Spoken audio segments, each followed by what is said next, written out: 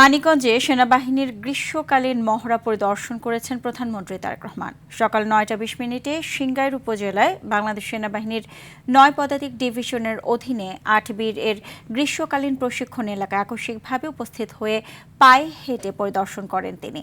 ফার্মবেজের বিভিন্ন অংশ ঘুরে দেখেন এবং দায়িত্বপ্রাপ্ত জেনারেল অফিসার কমান্ডিং ও ইউনিটের কমান্ডিং অফিসারের কাছ থেকে প্রশিক্ষণ কার্যক্রম সম্পর্কে অবহিত হন।